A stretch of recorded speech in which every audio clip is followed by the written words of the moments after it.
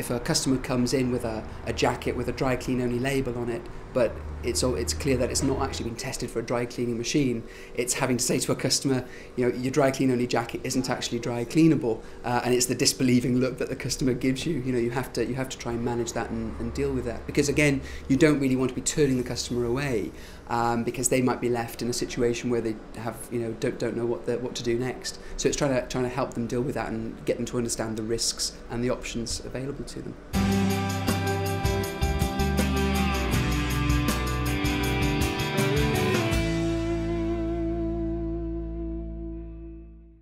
My name is Andrew Formosa, and I'm the owner of the Textile Care company.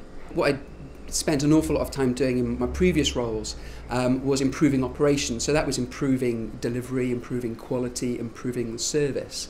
And what I wanted to do really was to apply those things to another industry.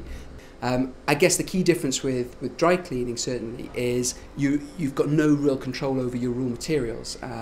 So one of the largest issues we have is manufacturers' garments that aren't necessarily as well as good as they should be. So labelled perhaps poorly or manufactured not quite right, and those give us a real challenge in this industry.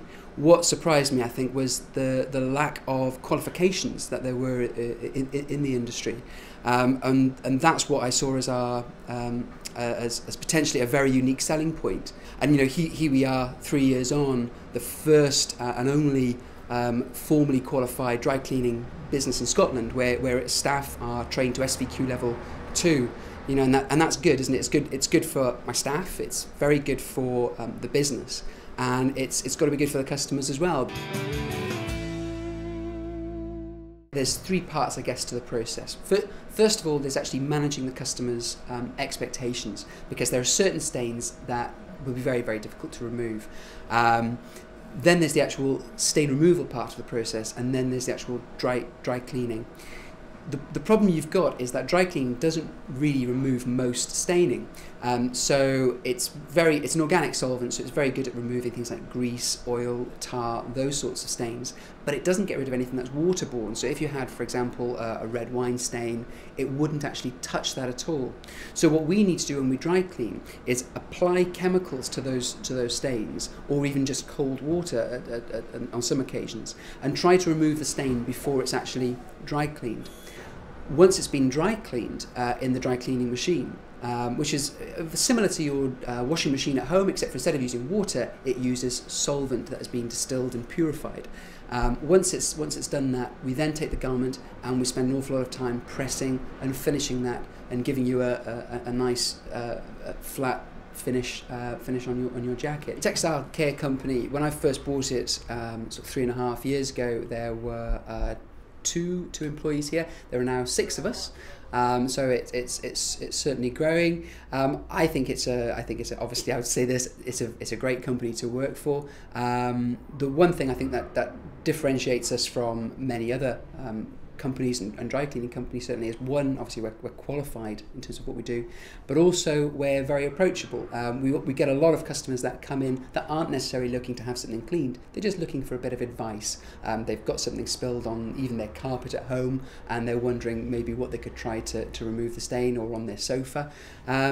They've got something perhaps that they need to hand wash, and they're not quite sure about how to go about hand washing the garment, and if you follow just some simple steps, for example, then hand washing can be very easy and very, very successful. So it's that approachability, it's the sort of happy smile at the other side of the counter, and it's the willingness to give advice without looking for any kind of payment or anything like that, that I think brings an awful lot of people in. So I joined the Chamber of Commerce, and that's really benefited us, I guess, three ways. Firstly, it's given us an opportunity to meet like-minded business people, and certainly through the Lanarkshire Chamber group that I go to every Tuesday morning. If you look at the shop, for example, most of the work that's been done in terms of refurbishment has all come from that group. So the lady who designed it, a lady called Jo Woodward, she put that together and pulled in again local tradesmen from the tradeswomen from that business group. So it's benefited us very much in that way. They've also been customers to us and they've always supported us. And thirdly, just getting your name out there and your name known has benefited. I spoke to the council about maybe helping us with some funding in terms of the training and what we're trying to do to the shop, and I really did expect to be knocked back, but I wasn't. My experience has been a good one, certainly with the council. Again, I guess the Lanarkshire Chamber of Commerce helped with that. I actually met the gentleman who was at the council during a lunch event that I went on, and sat next to him and talked to him about the business, what we wanted to do, and he went away and spoke to his colleagues there, and the council were quite happy to help us and support us in that. So my experience has certainly been a good one.